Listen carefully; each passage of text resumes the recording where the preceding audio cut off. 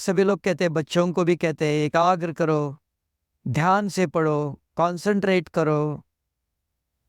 अब मैं आपको देख रहा हूं, आंखें इधर उधर घुमा नहीं रहा, आपको ही देख रहा हूं, सुन भी रहा हूं, तो मैं पूरी कंसंट्रेट हो ना, एकाग्र है ना? नहीं, मैं सुन रहा हूं। समझ कहां है? बुद्धि के अंदर है। जो आप बोल रहे हो मुझे समझ में आ रहा है, मुस्कुराता है चेहरा, सिर हिलता है, हाँ ये सही है, सही बोल रहा है, समझ में आ रहा है, तो समझ बुद्धि के अंदर है। मन एकाग्र है, मन सुन रहा है। सुनना समझ में नहीं आना अलग है। सुनने से सब कुछ नहीं। पढ़ भी रहा है, क्या पढ़ा बताओ? समझ ही नहीं, याद ही नहीं है, तो क्या पढ़ रहा है? मन पढ़ रहा है, बुद्धि ग्रहण करती है। अगर मुझे पूछा जाए क्या पढ़ा, अभी तुरंत बताता है, ये पढ़ा मैंने ये समझा। लिसनिंग एंड रीडिंग दोनों एक साथ। मन सुन पढ़ता है, सुनता है, बुद्धि समझ है।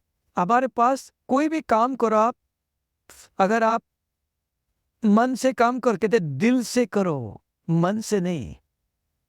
दिल, बुद्धि ध्यान से काम करता है, देखता रहता है, इधर उधर नहीं देखता है, और कोई विचार नहीं आते हैं। जो पढ़ रहा है, जो सुन रहा है, सब अंदर रिकॉर्ड होता है।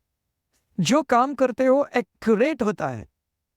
1 घंटा जो काम नहीं कर सकते हो 1 मिनट में कर सकते हो। एजुकेशन के अंदर कंसंट्रेशन चाहिए। सिर्फ हम सुन रहे, लेक्चर सुन रहे, सुनते सुनते और कुछ विचार चल रहा है, मुझे लगता है मुझे देख रहा है, सुन भी रहा है, पर क्या सुना था बताओ? क्या पढ़ा, सुना, समझ में नहीं आया, याद नहीं है, तो कहां थे आप? तब कहते बुद्धि भटकती है।